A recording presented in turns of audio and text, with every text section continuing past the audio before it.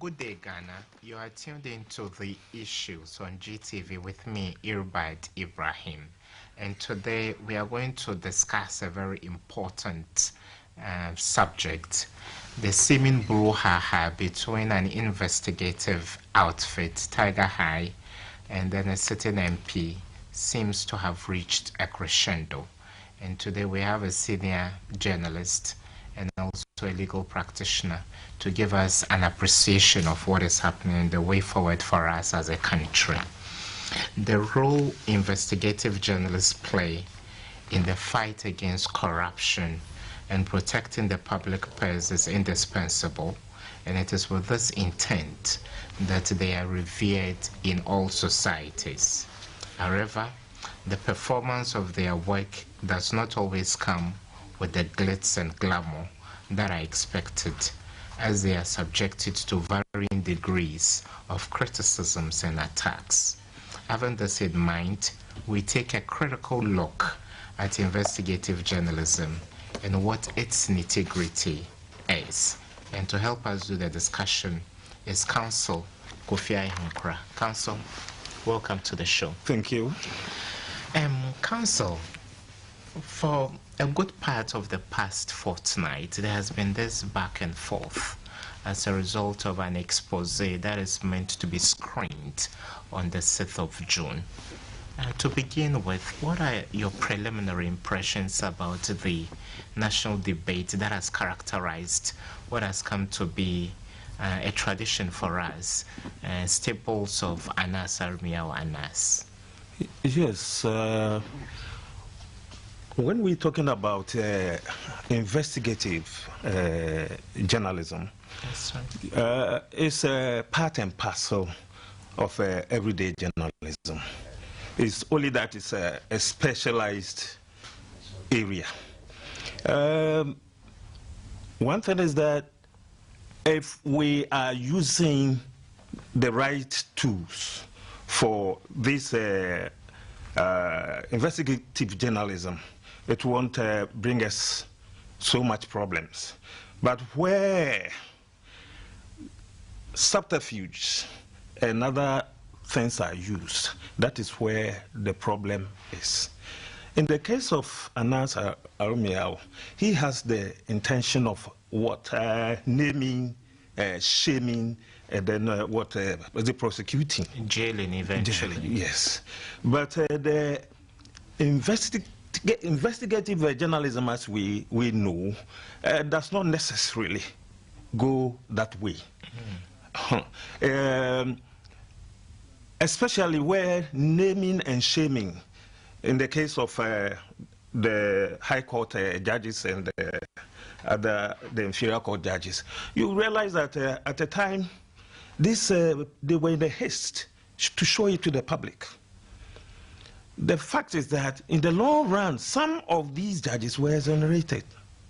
Do we consider that these people who are exonerated, would they sit in court and then people will point at them that, oh, this man was also a victim of Anas, and he took goat and other things, and there he is sitting. So the haste with which we are ready, and then we encourage such things when they come up to be shown to the public, is rather disturbing. I believe that if we have such evidence, the evidence is good at court. It should not be that it is being shown to the public. Then you have prejudged. The public will prejudge the person even before he goes to court. So there are some problems there we have to look at, because investigative journalism also goes with the ethics of the profession. And when we are talking of the ethics of the profession, we're talking of subterfuge. It's not part of it.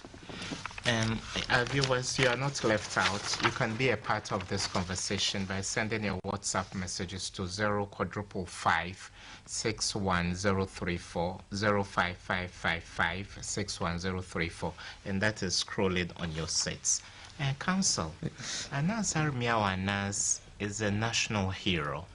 He's done this. This is the 18th time he's doing this in his anti-corruption campaign. Yes. Why has the barrage of criticisms been so enormous and disproportionate this time round? Yes, one thing is this. Anas, we say, is coming out with a lot of information, this time of accountability, probity, the Trinity, and other things. Everybody would like that our governments are accountable to the people and that kind of thing. So that when Anas, bursts into the scene, people without, recourse to investigative journalism as it is, held it. These are what they call the SEPS people. These are the people who are cheating us. And look at it. Look at the judges and other things. People hailed it.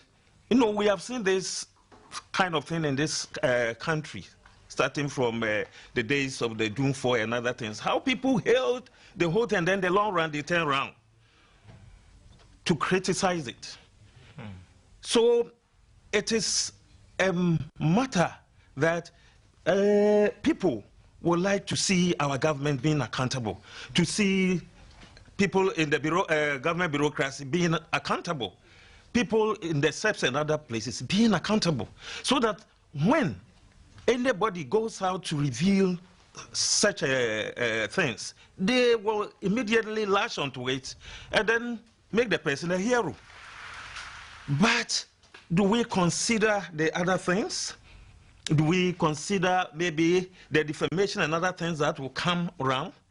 We have seen Sir Kwame Boateng, the Manasseh Azure and others who also are in the same investigative journalism. In the past, Kofi Yabuajima or whoever, we all did this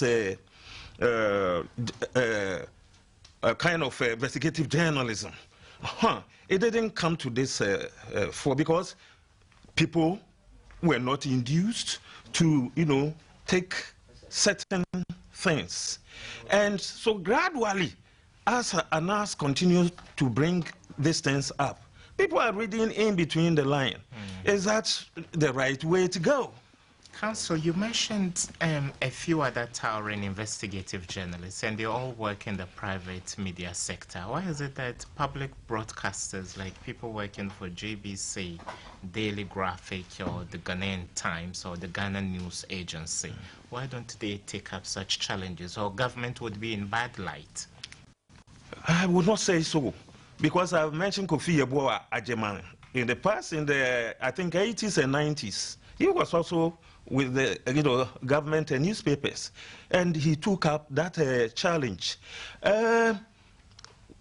One thing is this: we know, if you look at our constitution, it wants us to promote independent journalism, and when anybody is independent, the person become robust, become what do I say, vibrant in his ways. So it's no wonder that those in the private sector, the independent, broadcasters and other things, will take this on.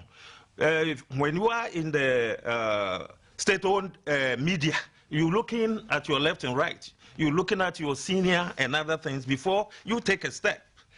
And perhaps that is their bane. I'm not saying investigative journalism is bad, but you must go in using the right tools of investigative journalism so that the truth will come out. In the long run, people have started saying we are going to, kill him and that kind of thing. Can we do investigative journalism without attracting such things? I know the job itself is risky. And so these are some of the things. But this risk goes way beyond the threshold of occupational hazards. Yes. And the gentleman is not even able to expose his face to the public. Yes. And take us through international best practices. Are there any such good examples around the world where the people are welcomed with a warm embrace because of the, the results, the positive results their investigative pieces bring? Yes, we have already remarked that people would like to see their governments, people in the government bureaucracy, and even the private sector being very accountable and, come do things in the way that we all expect it. But if you look at some tools of this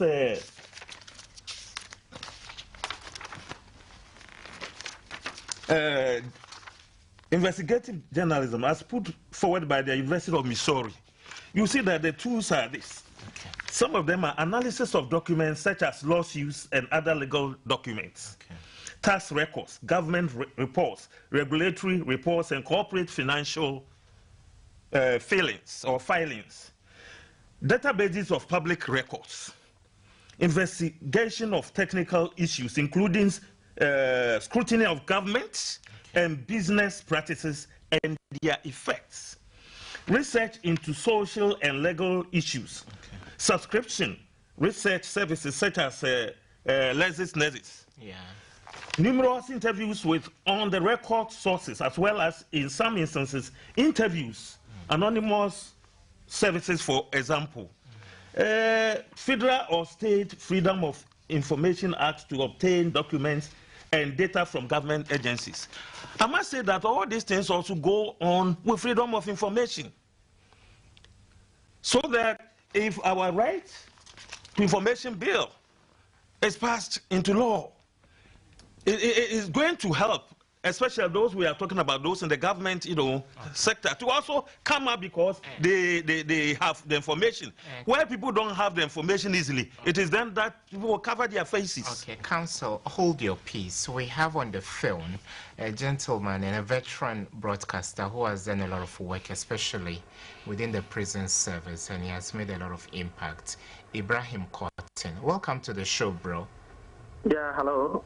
Yeah, Ibrahim, how are you? I'm fine. I hope you're doing well. I'm doing great. Thank you so much. Right. You've done this before, even though you did it in the full glare of authorities of Ghana Prison Service. Tell us what your impressions are about the modus operandi of your colleague in trade, Anas Sarmiao Anas. Yeah, he's doing a fantastic job. There's no doubt about that, because if someone decides to dedicate his life, you have to put your life on the line most of the time to bring out acts of corruption. Obviously, he should be commended. My worry has been, at times the relegation of certain ethical principles that should be used in investigative journalism to the background. If we relegate these principles to the background, then it becomes a problem.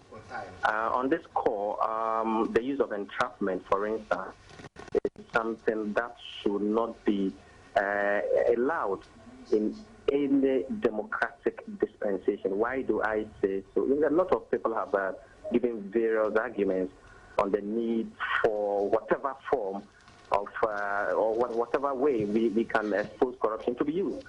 But it's wrong. If you would recall the case of Mazda Mahmoud in the UK, who later came to be known as the fake sheikh, was an epithet negative for him, because he told the Leveson Inquiry, he was an investigative journalist who has received a lot of acclaim and a lot of commendation and so on and so forth in the UK, but it was later established that his modus operandi was unethical.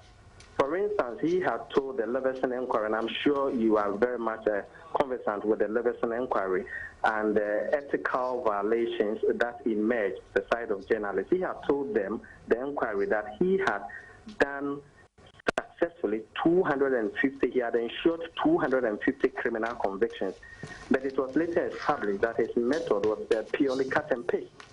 You see, so these are some of the things that we should be looking at. For instance, let me give you another typical example. If a journalist comes up with a video which is alleged to expose corruption, do we ask ourselves for the original footage? Do we? We don't.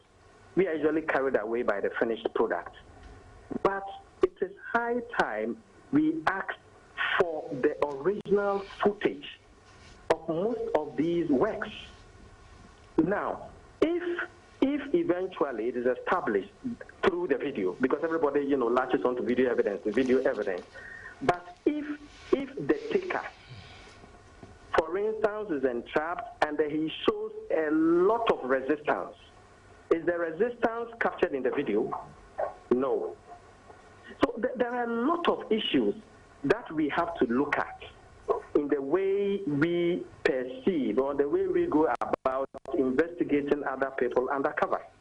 I am a journalist. Ibrahim, for bribery and corruption, there is an offer and there is acceptance with the ultimate objective of quid pro quo. You scratch my back, I scratch your back. In this case, High Court judges were sitting in their apartments. Some were met in lorry parks or car parks and met with words of currency. Would you say it's ethical or unethical? Yes, the same problem comes back again. You have stated, and you're absolutely right, that there is an offer, there is an acceptance. Was the event a natural occurrence or someone deliberately induced that event? That is the worry. If the offer and acceptance thing is happening in an environment where the investigative journalist has been able to bag the office, then whatever comes out is considered as real and natural. But if you come to me, I haven't decided that is what I want to do, but you come to me and then you give me an offer, you try to induce me. I haven't decided to go on the corruption pageant. You induce me, I resist severally. The resistance is not captured in the video. This is a hypothetical case I'm trying to establish. I'm not trying to demonize the works of Anas. I will never do that. But I am also raising certain arguments that need to be looked at. We shouldn't be carrying out. I've given an example of Meza Mahmood, the fake sheikh, and what eventually happened in the UK. You can Google what happened. So we shouldn't wait for another Leveson inquiry, that happened in the UK to happen, because if we are not careful, we are likely to experience that. So what I'm advocating is that let us always ask for footage, original footage. It's important. Ibrahim, I'll ask you this final question. If I am editing prison video, if one way of making someone look bad is through editing.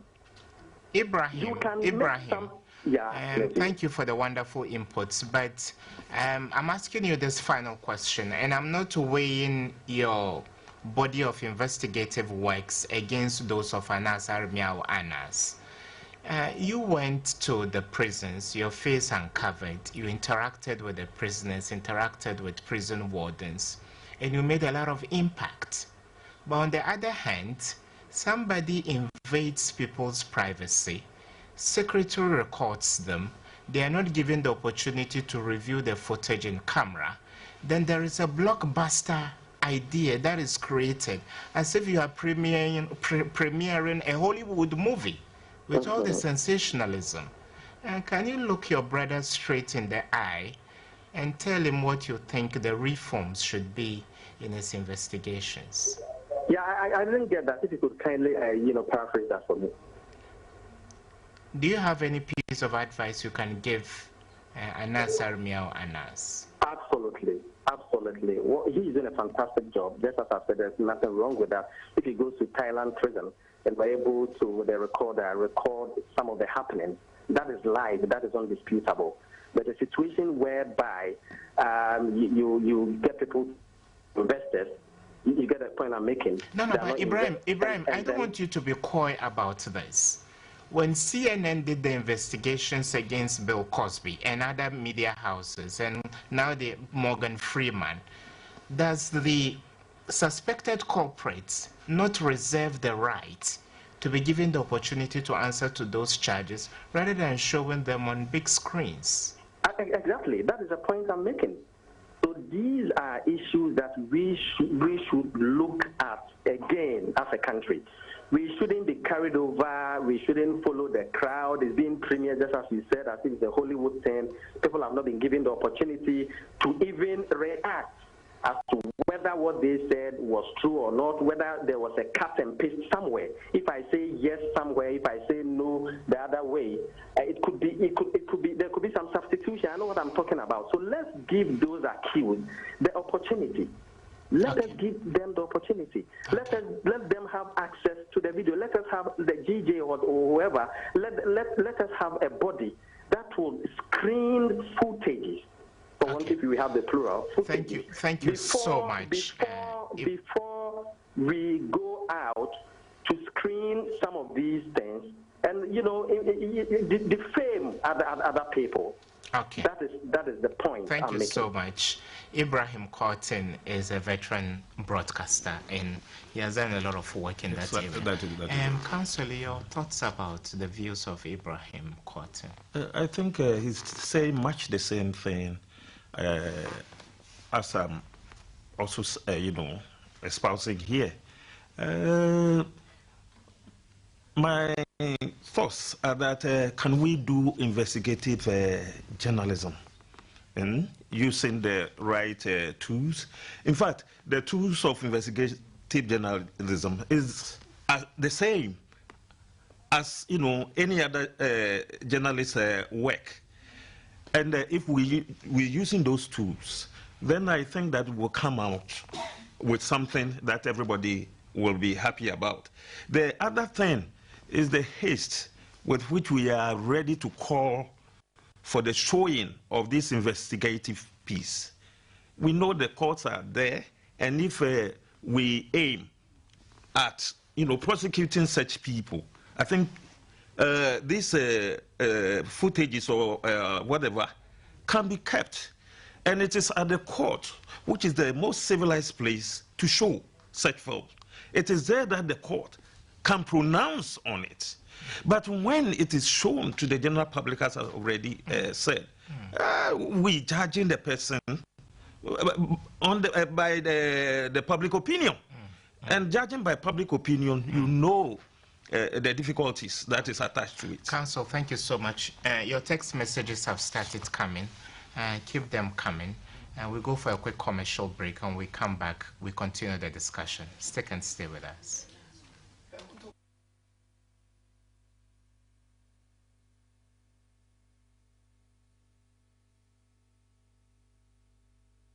Has no reason to fail as a state. Why should a country endowed with rich natural resources be counted amongst the poorest in the world? Why should the citizens of this country be thirsty while they sit next to an endless and abundant pool of water? These thought-provoking questions continue to cry for answers from policymakers. The first edition of The Issues, your platform of social accountability, was informative and educative. We take it a notch higher by broadening the scope of our national discourse to tackle critical issues that have a direct bearing on the socio-economic well-being of Ghanaians. Do make a date with me, Irbad Ibrahim, on The Issues, every Thursday only on GTV, the authentic and trusted voice of Ghana.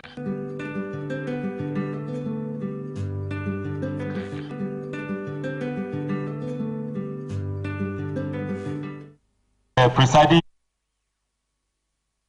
You're welcome back. You are still tuned into The Issues, and we are privileged to have Counsel Kofi Ahinkra, a legal practitioner, to help us do a scrutiny of the body of works by our own national hero, Anas Harmiaw Anas. Counsel, welcome back. Thank you.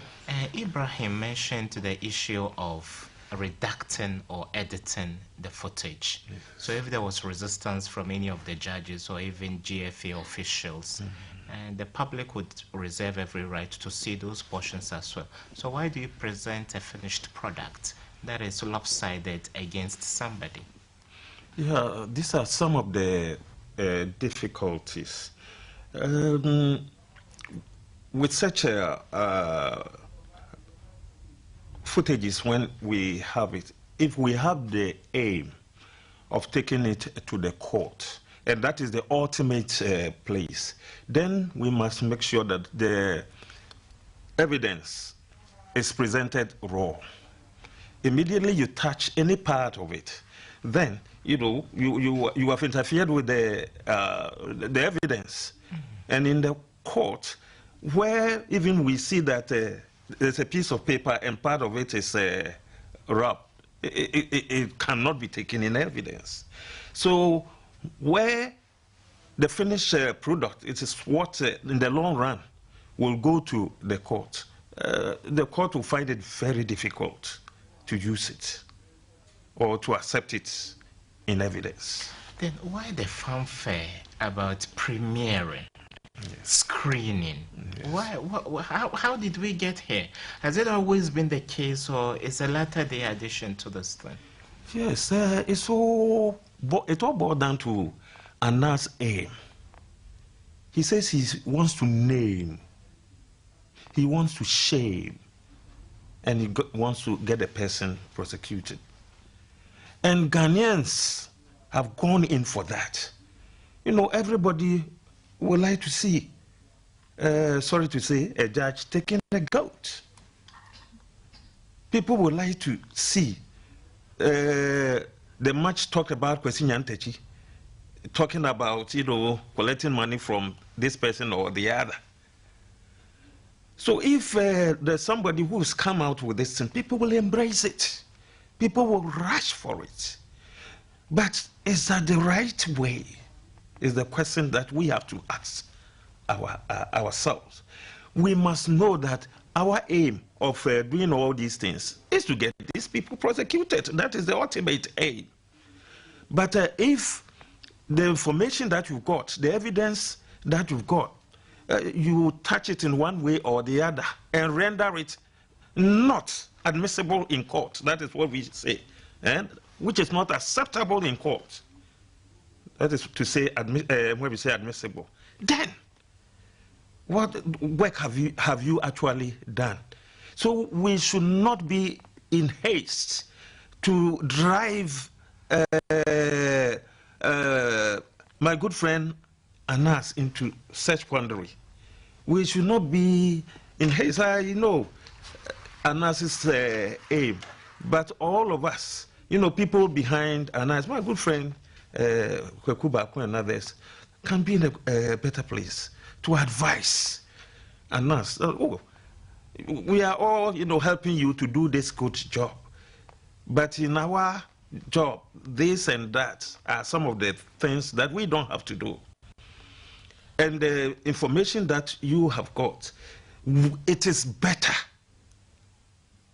sent to court and then over the tendered for the court to go into it, so that those who are, found to be culpable are brought to book. Counsel, going beyond the persona Anas, yes.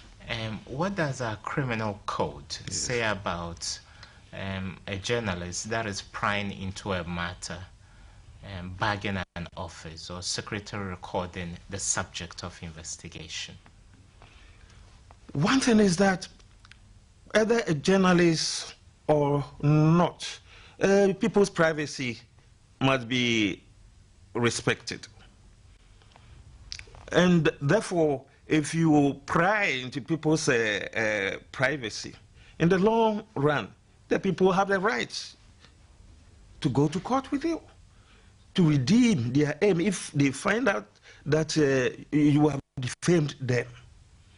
That is very, very important.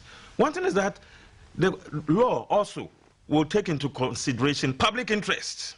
And that is what most of the time we bring it to the fore. Oh, it's of public interest. Or I'm privileged as a journalist.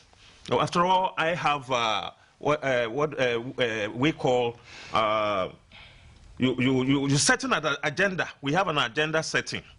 But as you are setting the agenda, know that there is also the court. Know also that we have the ethics of our profession. Okay. You see, the law and then ethics. The law and the ethics are not the same. The ethics,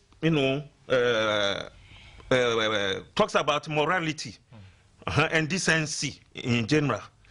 That is the ethics. But when we come to the law... So can a detective bag a subject of investigations office? A detective? Yes. A detective from the CID investigating a case. Yes. We know the FBI does that. Yes. When the person is already in their apartment, you can breach the apartment and put recording, devices. Yes. Is that allowed within Ghana's criminal code? In our criminal code, I don't think it is silent about that. We don't have such things. The only thing is that we have our ethical code. The GJA code, the bar, code of conduct and all other things are against, such thing. Okay. You see, you do some of these things at your own risk and peril. Okay, Counsel, I'll come back to you. Thank you, our viewers. You are very interactive today, but keep the messages, text messages coming, and don't call. This one came from Suleiman Haruna. He says the nature of corruption in Ghana requires an analysis approach. The council should be objective in his analysis. Then this is from good afternoon to you and your guest.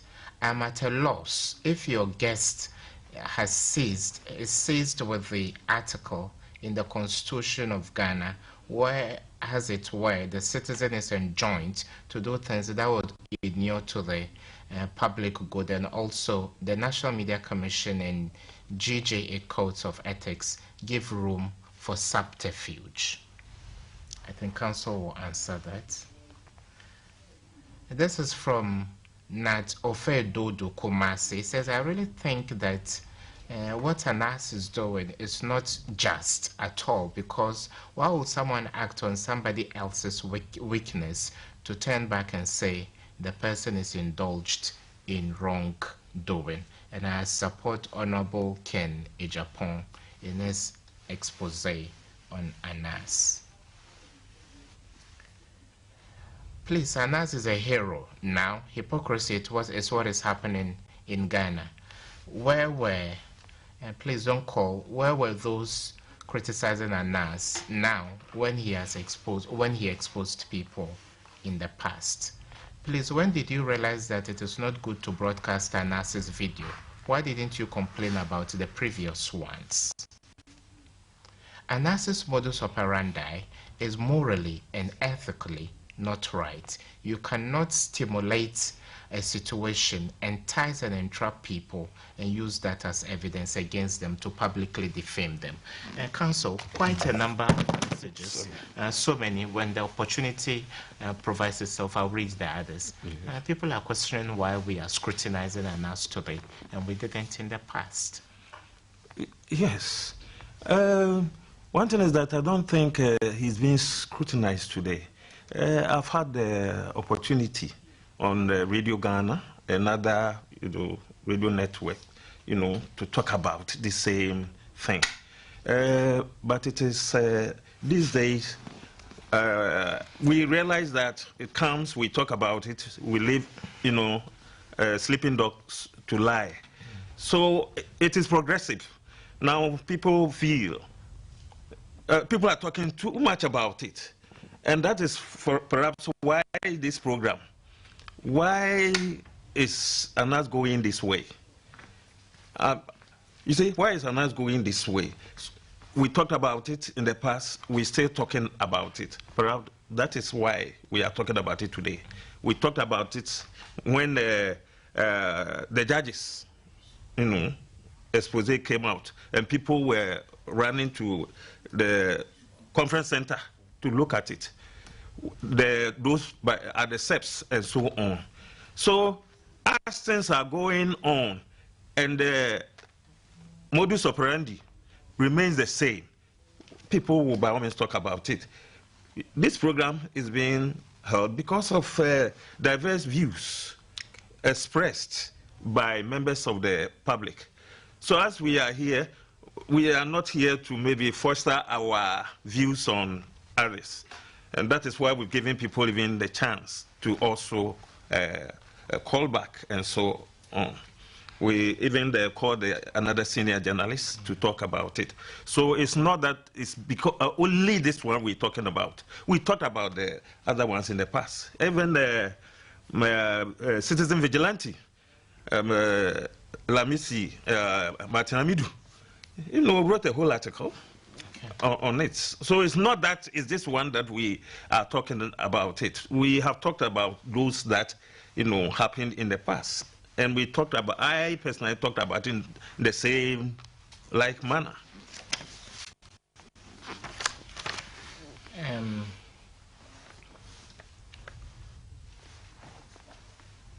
Counsel, so where do we move from here?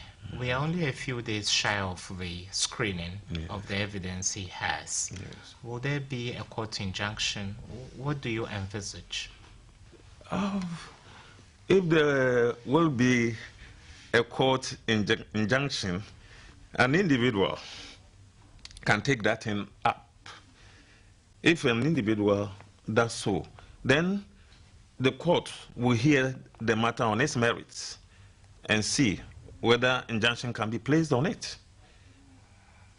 Or the other way is that perhaps we talk to Anas to, hold on. Counsel, let me announce the phone lines. And the public interest in this subject is quite overwhelming. Yeah. You can call us on 0302 786 571. I repeat, 0302 786 571. You can continue. Yes, so Anas could be talked to hold on, viewing this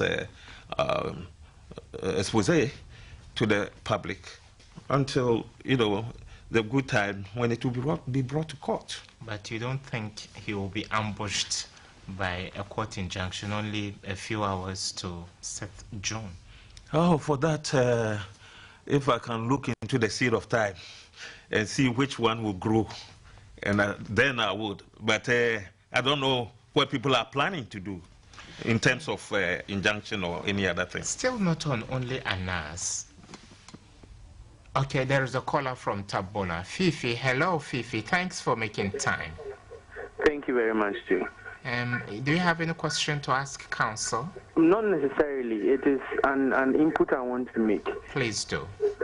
Verily.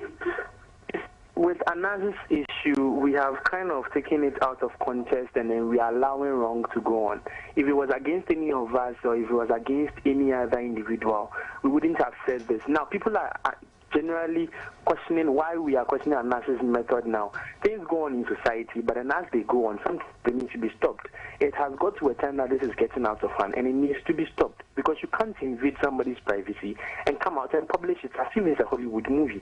If he was doing it for the intent of the ethical or the moral part of it in shaming and naming, he would probably not have premiered it, sold tickets for people to come and buy. He would have just sent it to a court of law where it would be determined.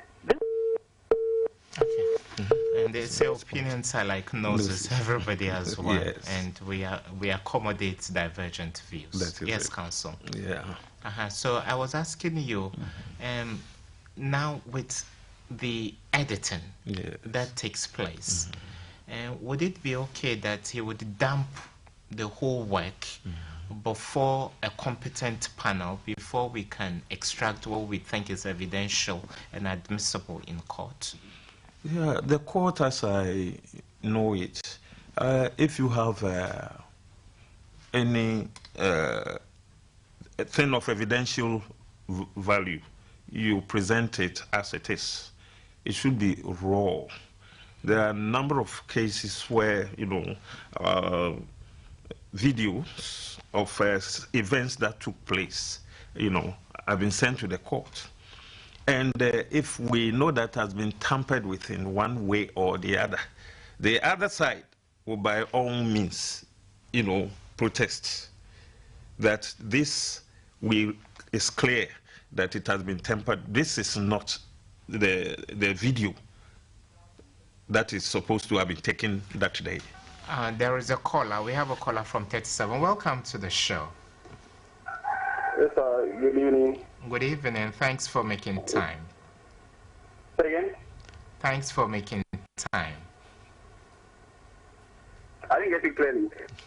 Yeah, you can make your point. Yes, thank you. I've been watching this program, following the issue about the investigative journalist Anas Armeyo, and we read about him as a lawyer, and I just think that what he's doing is taking a critical look at it from the perspective, knowing that there's a law binding what he's doing. And I just think that he's acting within the confines of the law, because what is happening in this country is that so many people are just running down this country, and we think what he's doing is going to help the country in the right direction. Thank you. Okay, you're most welcome. Yes, another opinion, a counterpunch, that Tiger Eye is acting within the ambits of laws. I doubt which laws are that. So that if he has gone ahead to tell us this, that our laws allow that, then we can make a point. You see, all that we are saying is that investigative journalism is part of journalism, and at this point in time, investigative journalism is needed, because investigative journalism, expose corruption in high places, bribery, they make the public officials accountable, and so on. A caller from Dansoman. Welcome to the show. Kindly lower the volume on your TV set, or you can put it off completely. Okay, good evening. Good evening. Good evening. I'm calling from Dansoman, London. Okay, welcome. The discussion is very fine. It's going well. Thank you. Thank you. Okay, you're most welcome. Counsel, why would it take private citizens acting in parallel to state institutions mandated to do some of these? The taxpayer settles Yoko. The taxpayer pays the BNI, National Security, SHRAJ. These constitutionally mandated bodies should spare individual citizens the risk of doing what Tiger Eye is doing. Or you don't agree? Oh, I agree to an extent. We go up north. There is a caller. Hello, your name and where you calling us from the northern region? Yeah, my name is Abdul Ghani, calling you from northern region. Which part of the north? Daboya. Okay, welcome from Daboya. Thank you very much. Good evening to you, and good evening to your viewers out there, and good evening to my grandfather. You see, we must help Anas to move the country forward. We shouldn't be discouraging Anas. We must encourage him to do more, to move the country forward. As he's a citizen of this country, he has every right to investigate what we are experiencing, like corruption. Corruption is not a good thing for this country, rather destroying the country. So why if God give us somebody like Anas to help us to investigate those who are destroying the country resources? Okay. All these things is those who are paying tax. So if I'm paying tax and people are just destroying the money, how can you fail? So we must beg God to help Anas to move the country forward, to investigate those who are doing the corruption in this country. Okay, thank you so much. We will not go forward at all. Thank you. We appreciate your views. Back to the tax issue. Yes. So if constitutionally mandated bodies with the needed training Yes. are not doing this, why should private citizens risk their lives? Yes, not so much of private citizens. You know, the Constitution also talks about accountability, the journalists holding accountability of people in high places to, you know, accountable to the people. So the journalist also has that role to play.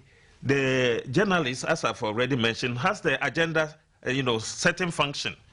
The journalist will set the agenda that this kind of thing. I hate it when I cut you. Sorry, sir. Yes. Okay, hello, a caller from Tamale. Welcome. Hello? Yeah, lower the volume on your set or put it off it is completely, lower. and we can still hear you.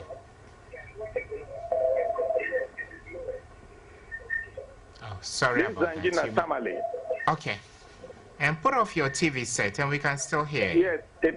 Hello? I said, this is Azanji Tamale. Welcome, bro. Yes. Actually, this is a question to the council. Council actually said that ANAS is infringing on the privacy of citizens in Ghana. But there is one thing we should also appreciate. The citizen pays tax. As much as the citizen pays tax, he is, of course, concerned about the tax he pays.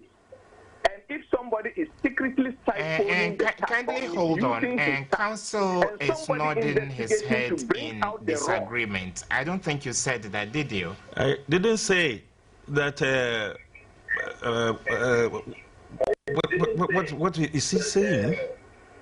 A citizen who pays tax, is it your right to pry to invade other people's privacy per the law? If you can come again, it's not clear to me. Okay. Okay, thank you for your call.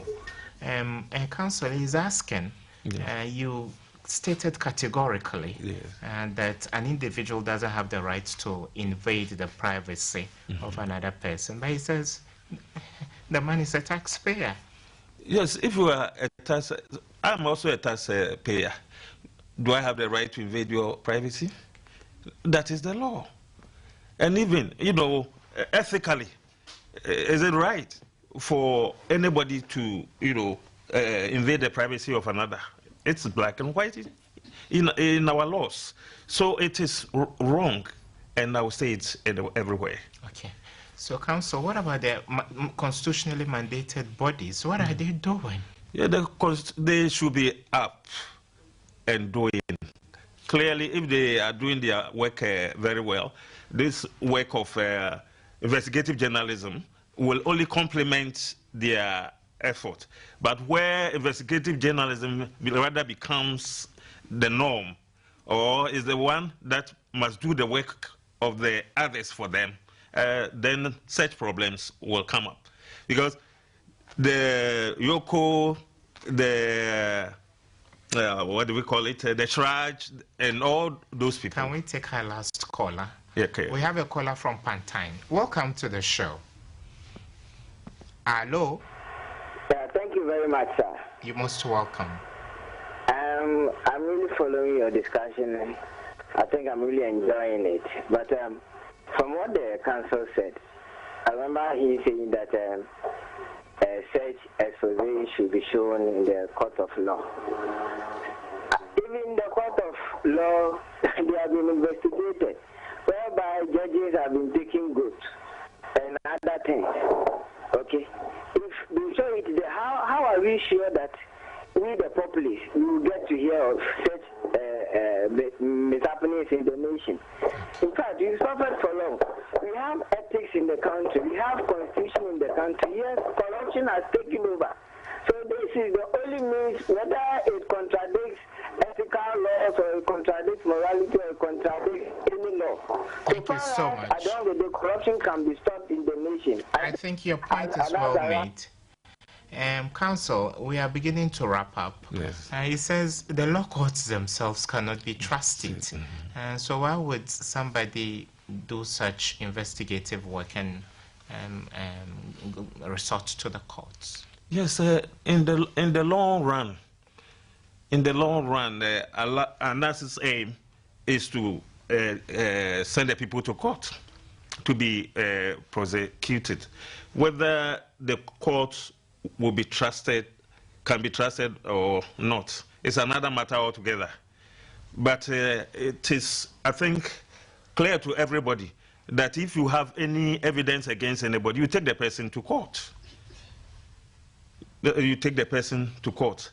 But if we also have some trust in our court, then it will go a long way to ensure that such things can be handled well by the court. Counsel, someone said there's a viewer, and we have just about a minute to go. Yeah. Corruption has gotten to the stage that it needs contingent radical measures to overcome.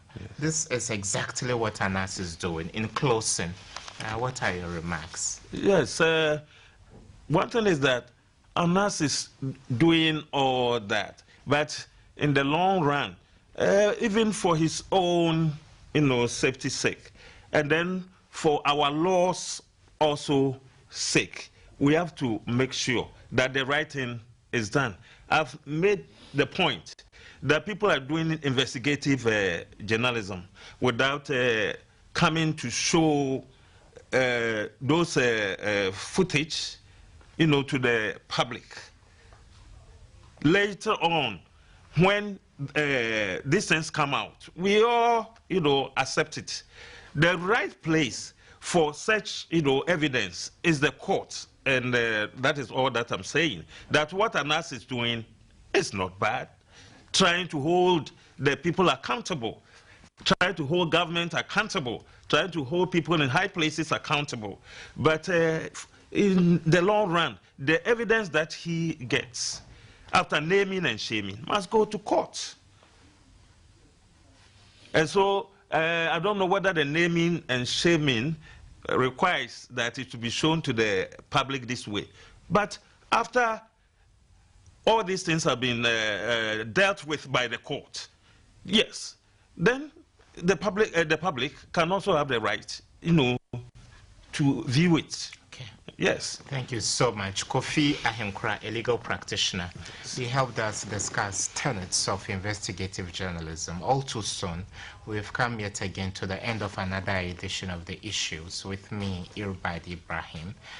This was ably put together by Akwesi Nchi and the rest of the team. Till we come your way next week with another edition. Stay blessed and keep praying for Mother Ghana. Take care.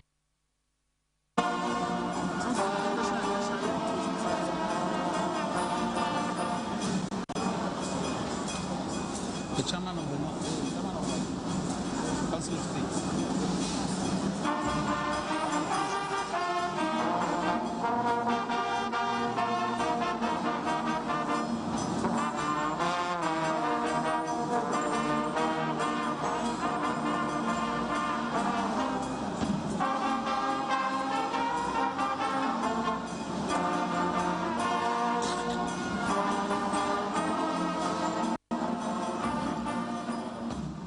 We are witnessing the arrival of the chairman of the Council of State.